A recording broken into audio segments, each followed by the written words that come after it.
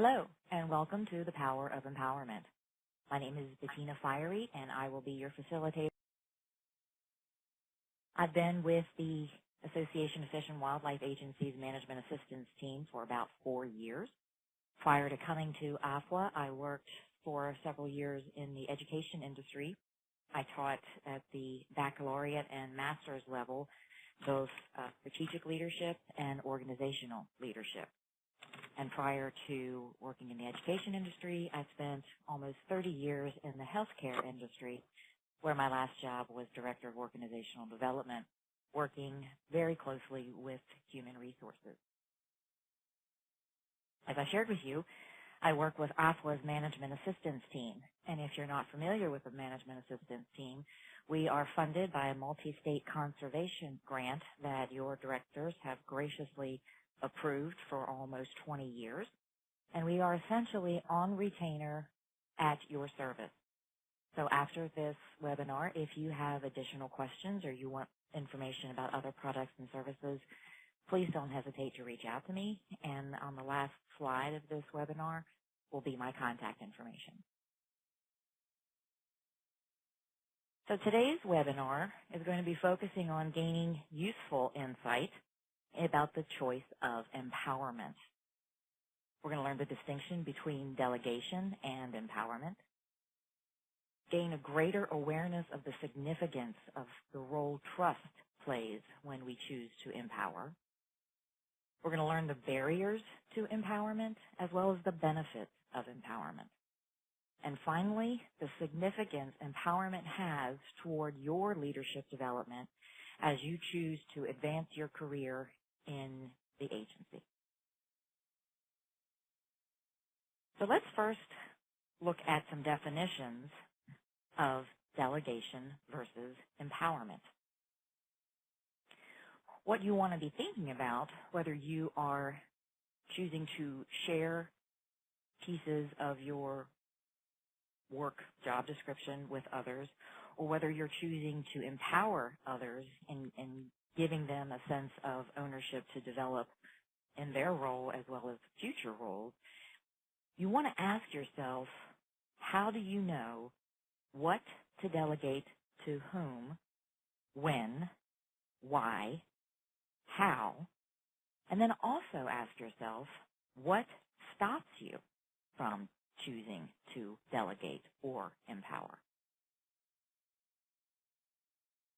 I call these distinctions the ingredients of delegation and the ingredients of empowerment. This webinar is going to be focusing on empowerment.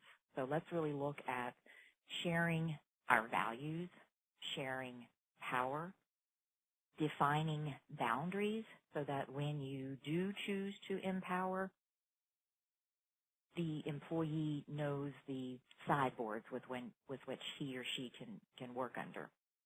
Empowerment requires lots of communication, and this communication is essentially a dialogue. It's not a monologue. You telling the person what to do, that essentially is delegation. When you're having these dialogues, part of that is also providing the employee with feedback. Once you've chosen to empower a certain employee with additional skills and responsibilities, you want to let that employee know how he or she is doing in that additional role. Share with that employee rewards and recognition when they're doing something well. That will continue that trajectory upward, and they'll want to continue to take on more roles and responsibilities. And finally, the integral ingredient is trust. Both delegation and both delegation and empowerment require consistency at all levels within the agency. And both require that critical ingredient, trust. For empowerment to be successful, there must be trust. Employees have to feel comfortable in knowing that they will be supported when necessary. Being seen as someone who can be trusted, who has high integrity, and who is honest and truthful is essential. Think about it. You may know someone who is clearly competent, dynamic, and inspirational. But if you have a sense that this person is not being honest, you will not accept the message and you will not follow willingly. If there is no trust, there could be a lack of enthusiasm for new responsibilities, inability to make decisions, constant need for consensus, and avoiding responsibility, and having leader dependency on you. Here's the caveat when we talk about trust. It starts with you. When you choose to be in a position of authority, or if you are a person that is exhibiting leadership, you must make the choice and be courageous enough to trust others first. So how do you know if there is trust among your team?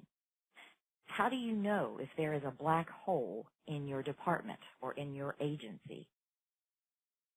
Here are some warning signs of behaviors that are exhibiting of low trust. Do you have an overactive grapevine? Is there a lot of gossip occurring? As you know, people will make up information if they don't receive information. Is there an elaborate approval process, a lot of bureaucracy in your area? Is there a lot of micromanagement? I don't trust that you'll do it right, so put it through me first. Let me look at it first. That could be a warning sign of low trust. Is there low empathy or apathy and low initiative? Are people, why bother? I'm just going to do what I need to do to get my paycheck and go home. They're not interested in how they can improve, what they can do better, how they can make the department better, working with others more. They're just going to do what they need to do to get by. Do you have a lot of turnover in your department or agency? If you have an overactive grapevine and an elaborate approval process and there's a lot of apathy, there's probably going to be high turnover. Are employees working under the fear factor because they don't have the information or they don't know what the next step is or they don't know why we're changing, and so they're experiencing fear? Do you work in an area where there's a lot of silos, where people will only do what their job description requires of them? They don't extend their hand to work with colleagues and partners with other areas in your agency, maybe not even in your team. And is there a lot of defensiveness where people make assumptions because they don't have enough information or because they're apathetic? These are all warning signs that you may have low trust in your department. And some of these low trust behaviors may be due to you falling into one of these trust traps. Nothing can erode trust faster than breaking an agreement. Ask yourself how you feel when someone does that to you. How do you feel when you don't keep your commitment? Making assumptions is kind of going up the ladder of inference. How much data do you have to support your assumption? Is it accurate? Do you cover your tracks because you don't trust others or because you don't trust yourself? Mixing messages is really difficult to follow. An example would be something like, we need an idea that's innovative but not risky. Well, okay. Kind of what are we going to do here? Or I'm all for quality as long as it doesn't increase cost. Do these statements sound confusing to you? Are these sending mixed messages? Absolutely. With sugarcoating, you might ask yourself what harm could come from a half-truth here or an exaggeration there. Lack of communication, poor performance, poor direction, and low trust can be the result of sugarcoating. Share with the person what he or she is doing really well, but the person also needs to know where he or she has opportunities for improvement. And we all know about shooting the messenger. Ask yourself, how do you react to bad news? Do you need to blame someone anyone but yourself? These are all trust traps that you may either willingly or unwillingly fall into from time to time, but be aware that these trust traps cause low trust. So what do you want to do? When you're ready to empower someone, you want to remember to zap that employee like a lightning bolt rather than sap the employee, which is on the right hand of your screen. Sapping the employee is in sapping the life out of them.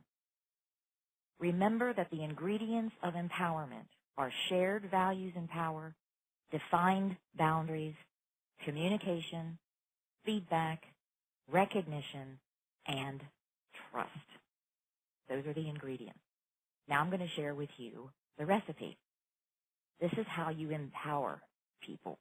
You give them ownership. Ownership is a cut above assigning accountability. Think about if you are renting a car versus when you own the car. How better care do you take of your vehicle if you own it rather than when you rent it? So you assign ownership. You share knowledge. Knowledge is power. You provide guidelines, which are those boundaries. Give them a template. Orient them to this additional role, responsibility, skill set that you're providing them. Provide clear expectations so the employee knows what you expect and how to meet your expectations. Follow up is critical. Follow up. Don't just hand off a project or a new responsibility. Check in with the employee to see how he or she is doing with this new or added responsibility. At the same time, if this is the first time I've ever done something, I'm going to need to learn some things. So these provide teachable moments where you are growing and developing your employees. So you might ask yourself, why do I want to do this? What are the benefits of empowerment? This is where it gets really exciting. Empowering your employees creates a spiral up effect. Improvement and productivity increase exponentially. The employee benefits, your team will benefit, your department, your agency will benefit, and you will benefit. You're going to see higher morale. You're going to receive a greater opportunity to achieve goals. You're providing professional growth and development, and you're getting more time to do more, bigger, greater things. So it's a constant spiral up effect. Additionally, it looks like successful leadership. What you are doing is expanding that area of influence and minimizing that area of concern. As I indicated earlier, when you choose to empower, you move up these 5 stages of leadership. We all begin at the doer level. We're all doers at one phase or another in our life. But to effectively and successfully move up this pyramid, it's critical that you learn what do I empower to whom, when, why, and how. And when I talk about these stages of leadership, I'm not talking necessarily about people with titles. These could be anyone in the organization that is choosing to want to exhibit leadership behavior.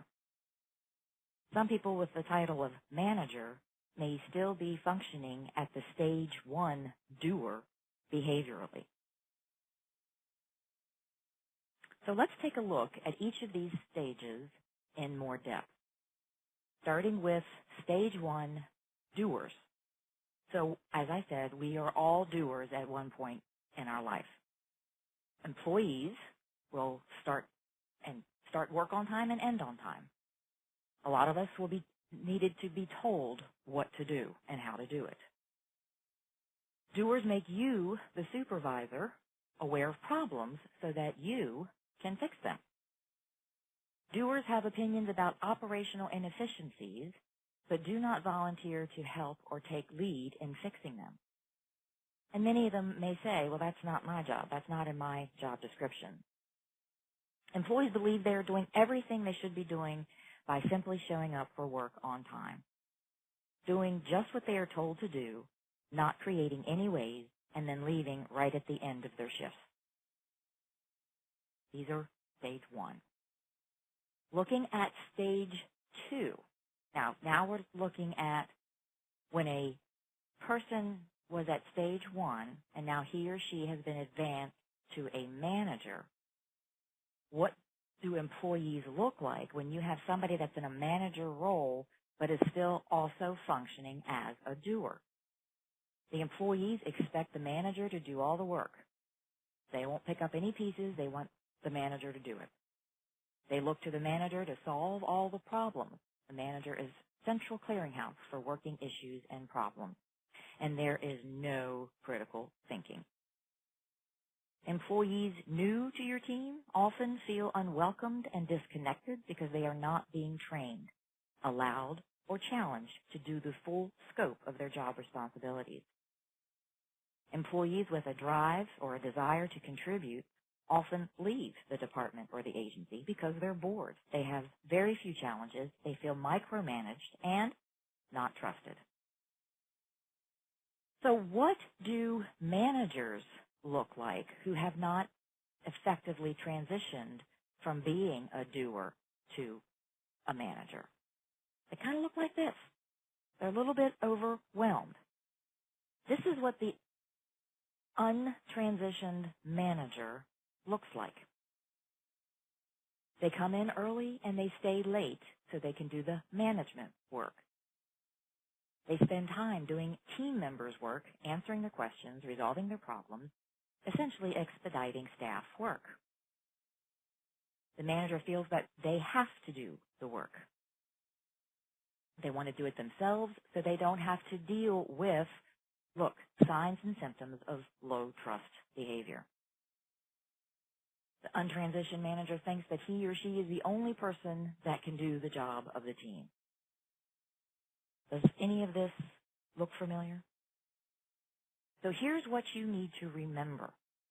You want to promote with purpose. Great stage 1s, great doers don't always make great stage 2s. Great doers are not necessarily great managers. When you are thinking of promoting an individual to a higher level position with more authority, you want to monitor their interpersonal skills, not just their technical skills. We can be really good in the field, really good biologists, but when we move into a management position, we need to let go, again, through empowerment, of some of those doer responsibilities. And one of the ways you can do this is to provide stretch assignments prior to any type of promotion. See how this individual will do at a higher level. How will they delegate? How will they empower? How will they manage people?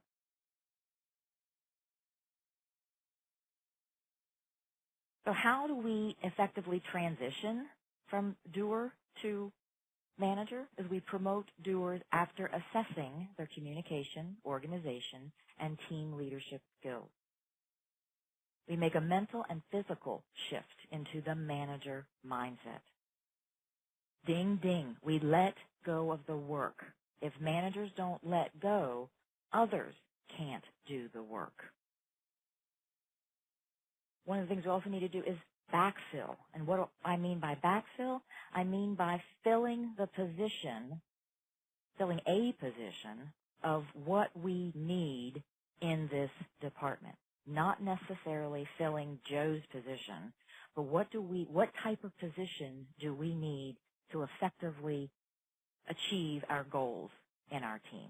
You might need to rewrite the job description. It might be a different type of position. Hold yourself and your team accountable, and you do this by sharing and communicating clear expectations. Managers also know that difficult conversations are really necessary conversations. Stage 2 leadership is not about doing the work yourself. It's about getting the work done through coordinated efforts of your team. Remember this, quick and easy way. Managers manage, doers do. I'm going to show you a distinction here between leadership versus management. One is not better than another. Both are necessary to achieve the goals and the outcomes for your department, for your agency, but they're very different behaviors. The more you can exhibit leadership behaviors, the less you will have to deal with the management side of this table.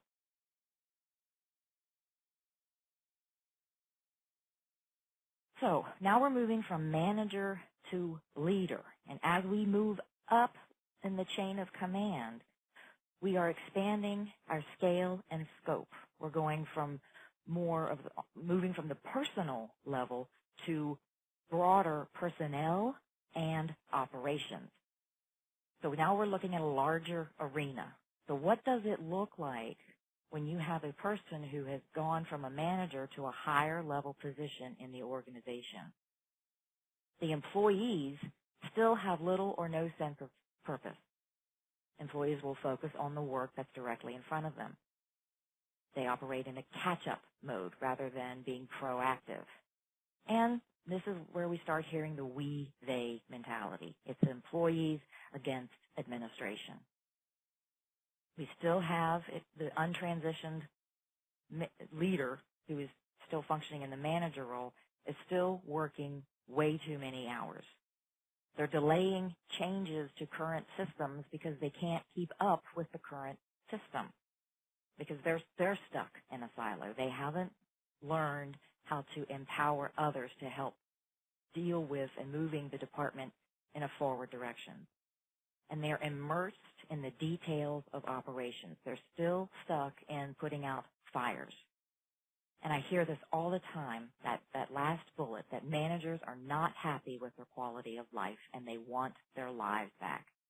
So often we have that stage 3 untransitioned leader that so misses being in the field. Just let me be in the field. I don't want to deal with all these people anymore.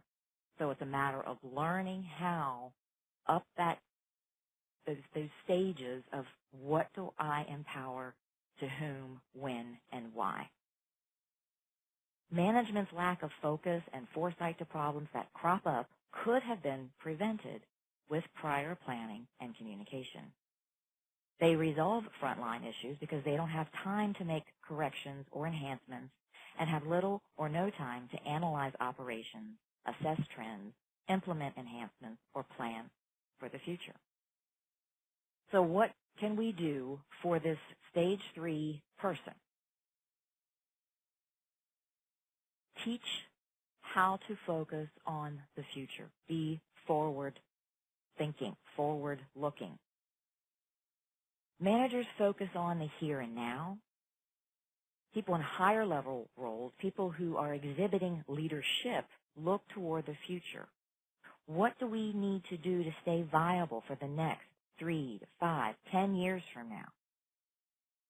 People at stage 3 who have effectively transitioned to stage 3 are looking forward. Leaders lead, managers manage, doers do. Hopefully that's an easy way for you to sink in. When we move up to stage 4, the mentor, if you haven't effectively learned how to be forward-looking, this is what you can be prepared for. The agency's physical infrastructure is outpacing the employee's capabilities to support and manage it. So you're kind of in a negative spiral. The management teams and the leadership skills are overextended. The employees' technical skills are maxed out. There is little or no training budget.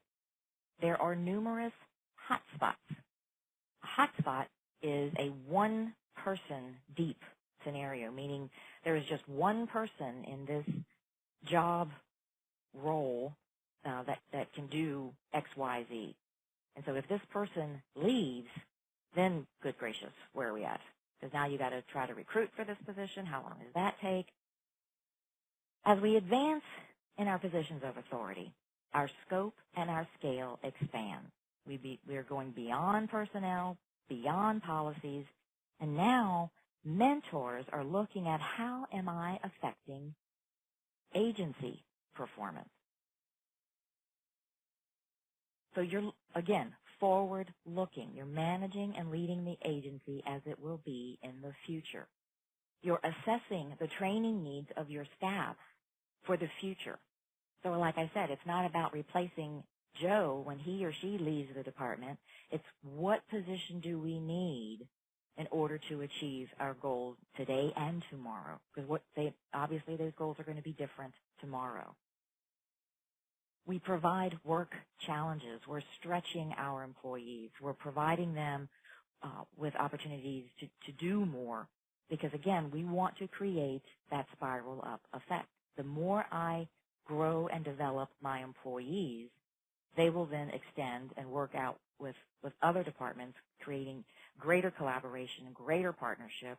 And you minimize these hot spots because you're going to have the opportunity for cross-training so that if someone leaves the organization and leaves with all his or her knowledge, you have shared that knowledge with other people so someone or someones can fill that position until you get it filled. Mentors share knowledge.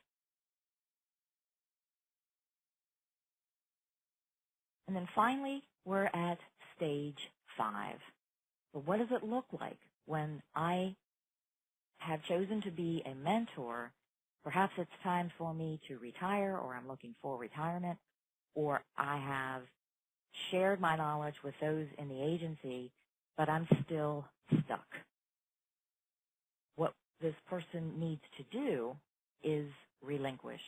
Each time we advance to a higher level, we let go of more and more of what we used to do because we are expanding broader and broader and broader.